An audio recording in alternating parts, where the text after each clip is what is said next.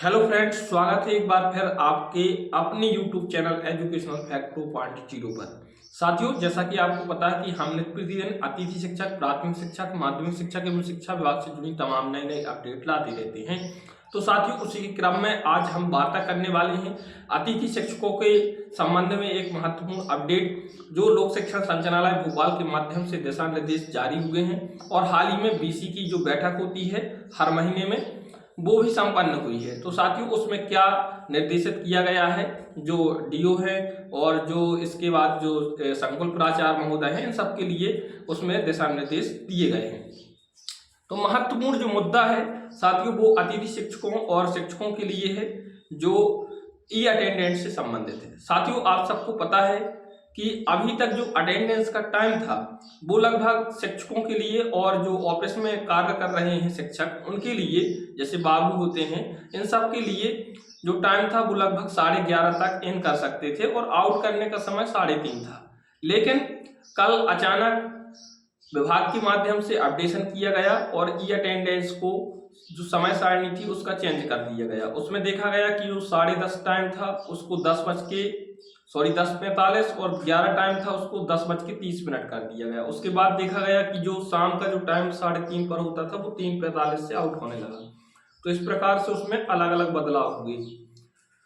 तो इसमें विभाग ने जो परिवर्तन किए हैं उसको लेकर बहुत सारे अतिथि शिक्षक परेशान हुए और विभाग के माध्यम से संपर्क किया। बाद में देखा गया कि रात में टाइम को पुनः अपडेट किया गया, 10:45 कर दिया गया।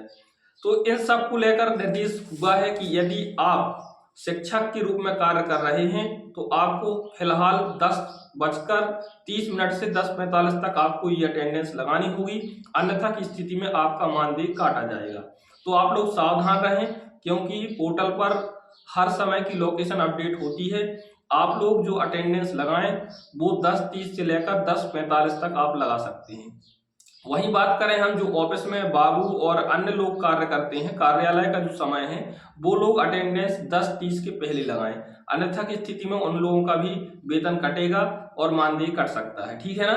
तो आप सबको ध्यान रखना है कि जो आपका समय है वो 10:30 से 10:45 है। आप डेली समय के साथ मतलब कि अपनी अटेंडेंस लगाएं। ठीक है ना। आप सबको दिशा निर्देश आप पढ़ चुके होंगे, आदेश भी है संभाग सागर का है और बीसी के माध्यम से संचालनालय का। तो आप लोग उसका अवलोकन करें, उसमें जो लिखा है उसको पूर्णतः अच्छे से समझने का प्रयास करें।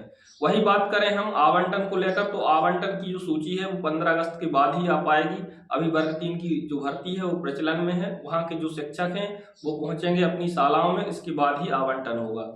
अगर इसके पहले वो विभाग जारी करते हैं तो उसमें गड़बड़ी हो जाएगी, क्योंकि बहुत सारे ऐसे शिक्षक हैं जो ज्वाइन कर लेंगे और वहाँ पे रेगुलर शिक्षक पहुंचेंगे तो उनको बाहर होना पड़ेगा। ठीक है ना। तो इस प्रकार से महत्वपूर्ण अपडेट है, आप सब लोग जरूर उसका अवलोकन करेंगे और समयबद्ध तरीके से स्कूल जाएंगे और ई अटेंडेंस पर ध्यान दें, अन्यथा की स्थिति में आपका निश्चित रूप से मानदेय काटा जाएगा। बहुत बहुत धन्यवाद साथियों।